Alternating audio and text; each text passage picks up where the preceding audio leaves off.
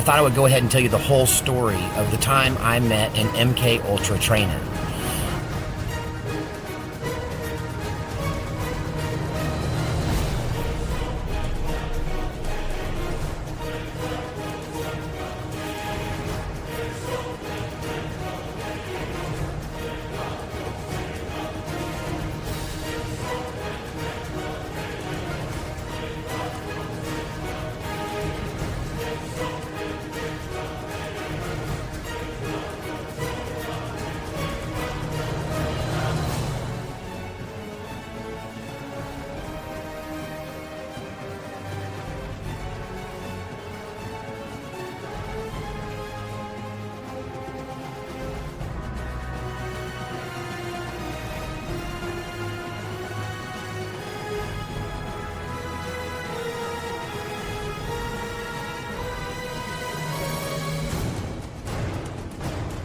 So I was a preacher at a pretty large church. A woman came to our church, wanted to get involved in the church, but a weird thing happened.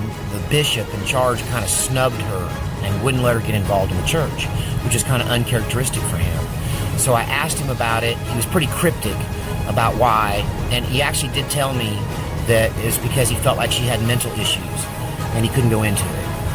So I didn't think anything more of it. A couple weeks later, I was at a big seminar with a bunch of clergy. It was open to anyone who paid the fee to get into it, but it was primarily a clergy convention, a series of seminars, multiple day thing. So like on day one, I encountered this woman in the lobby. She came up to me and wanted to tell me why she was not part of our church and what had happened with her and the pastor. So I was curious and I gave her a listen. And the story that she told me was mind-boggling. It was beyond belief, and I could see totally why the pastor would think she was crazy. So I went ahead and gave her the time kind of out of morbid curiosity. And, you know, at the end of this 4 hours I spent with this woman, I decided if she was crazy, she was the most special kind of crazy I'd ever seen. That her craziness was so detailed and in-depth that honestly it made me believe her story, even though it was totally unbelievable. And since then, I have stayed away from the topic of MK Ultra because, and even the Illuminati and a lot of this stuff I don't delve too deeply into because it does sound so crazy. But let me just tell you, as best I can remember, the story this woman told me. So she claims to have been born in the Illuminati from a Illuminati Bavarian family.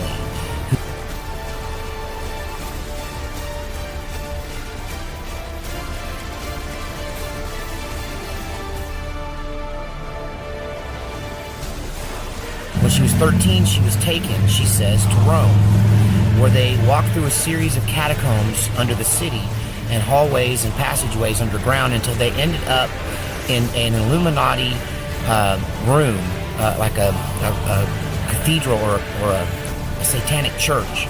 And she claims that the Illuminati are Satanists, that this is all about Satanism. And what she described was a big, giant, round area with 13 thrones encircling this area. And the 13th throne was empty.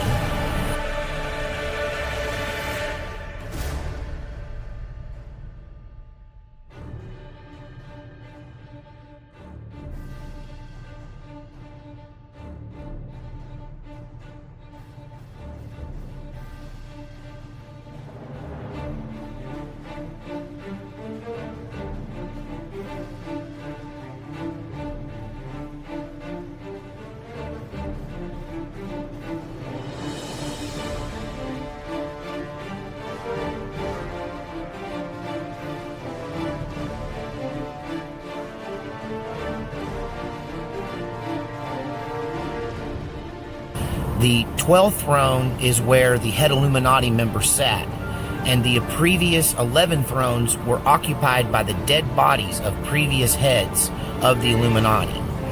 So he was, in her telling, she said that we were at the end of time, and that that this was the this Illuminati who was in charge now, head Illuminati guy, or the head guy, I can't remember what she called him,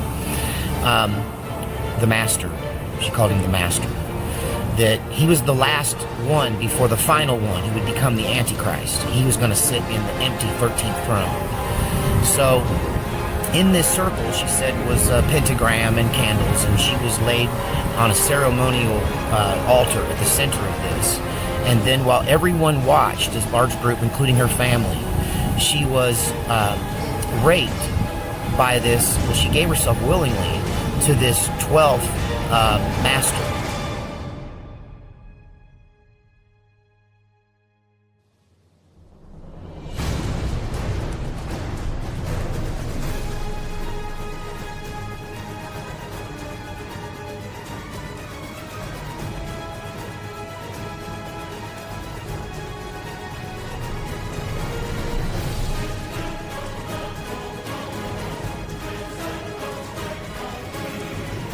Who impregnated her with her first child in that ceremony, where she lost her virginity and was impregnated.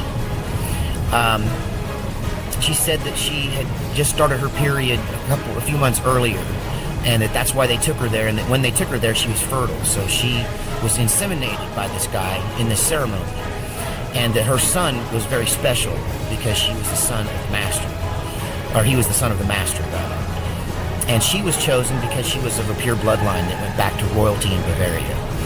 So, flash forward, she's given an arranged marriage to a slightly older man. I think she was 13 or 14.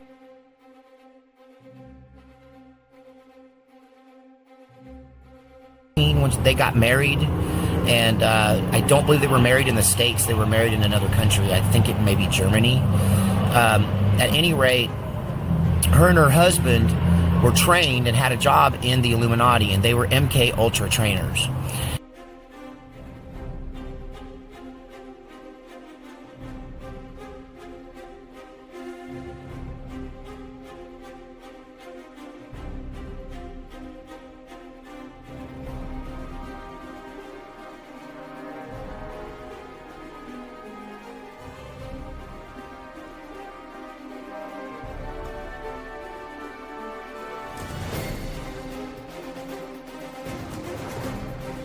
And their life was very interesting, that they would just be asleep and living this normal life, and they would get a phone call, and this phone call would give them their trigger word, because they'd been brainwashed and their personalities had been split.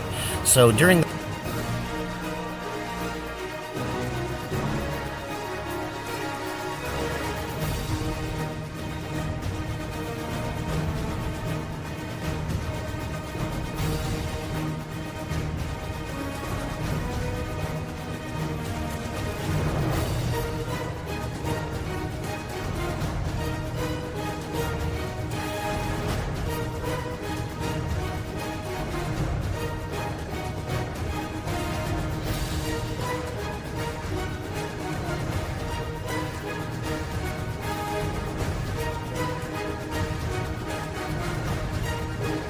the rest of the time, this lady thought she was just a housewife, just a soccer mom. And her husband was just a guy that, worked at the police force. He was a cop. And she said that they would get this call in the middle of the night and be given a code word where they would snap out of this false persona and become the MK Ultra Illuminati trainers that they both were. They would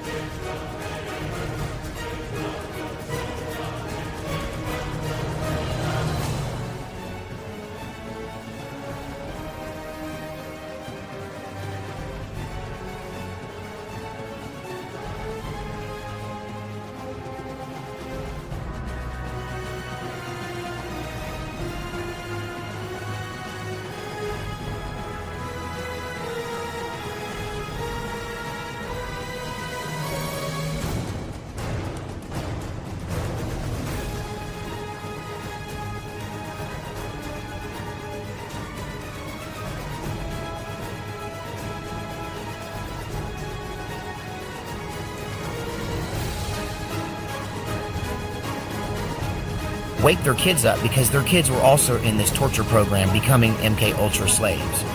And they would go to an undisclosed location in a rural environment underneath these giant tents, these giant white, like FEMA tents. And I asked her if this was the United States government, and she said, no, this is above the United States government. This is the people that all the governments report to. And I struggled to understand it 11 years ago.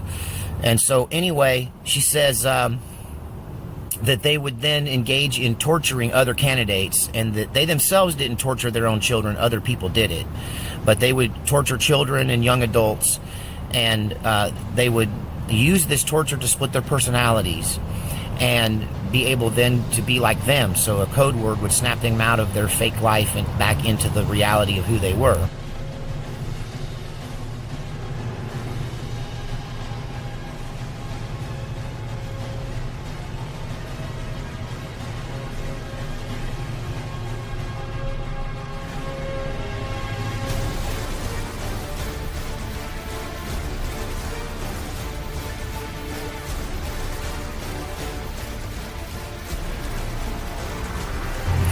And that these people, some of them were there against their will, were literally kidnapped and done this to on a regular basis. So at first she was in charge of torturing, and it was her job to torture other people, and I tried to probe her heart about how that made her feel, and I could see that at one time she had no conscience, but at some point she grew one. So, it bothered her now, but she admitted that it was her job then, and didn't bother her a bit, that it was part of what the big picture was.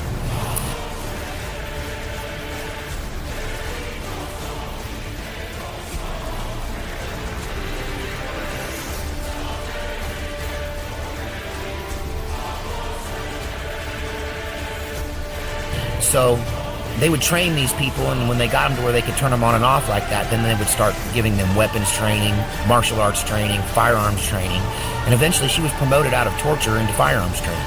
And she claimed to be an expert firearms expert. And being a gun guy myself, I queried her during that 4 hours, and I believe that she was very well knowledgeable, even more knowledgeable than I am about military grade weapons. She knew, I went straight to, okay, so what is the end game? Why are you training all these people? What do you intend to do with them? And she, in those uncertain terms, said, oh, they're going to overthrow every government on earth and create a one world government and take over. We've been planning it for hundreds of years, and it took a long time to build the infrastructure, and we've been training around the clock. Now keep in mind, this was 11 years ago. She said, we've been training around the clock. She said, we may only train once or twice a month, but there's somebody training somewhere every night, and that there are thousands and thousands and thousands of MK Ultra mind control slaves who are trained assassins who live amongst ordinary people and are in fact completely unaware most of the time of who they really are until they're woken up. And that the way I said, well, how are they going to roll this out? The American people aren't going to stand for this. What about this National Guard and the veterans? And she said, they have no idea what's coming for them. When we do this, it's going to happen so fast. And I said, well, tell me how it goes. And she said, okay, here's the plan. The plan is there will be some event or series of events that will create so much chaos in the world, so much that even the police, I said, what about the police? She said, the police will stay home. She said, it will be so bad that the police will say, I did not sign up for this, and they won't go. And the ones that do go will easily be taken out by our army. And I said, well, what's going to happen? Are you going to be wearing American uniforms? Is this American military? And she goes, no. She says, in the middle of this chaos, in the middle of the fog of war, when everyone thinks everything's gone completely haywire, then suddenly you'll see these forces just emerge, all dressed in black, all dressed in SWAT gear. She said they will be driving, all look-alike black SUVs, and they will look and sound and act very official. And they will just simply claim that they are now in charge and everyone should do as they say. They will claim that they are part of a new government that has been established for the purpose of dealing with the said situation. And that the police would either work with them or be quickly eliminated if they didn't. And that the military is not going to get involved because they follow orders and no one's going to give them an order to get involved. That order will never come. And that they will simply transfer their allegiance from the United States Army to the new world government that will emerge. And she made it sound like it could literally happen overnight.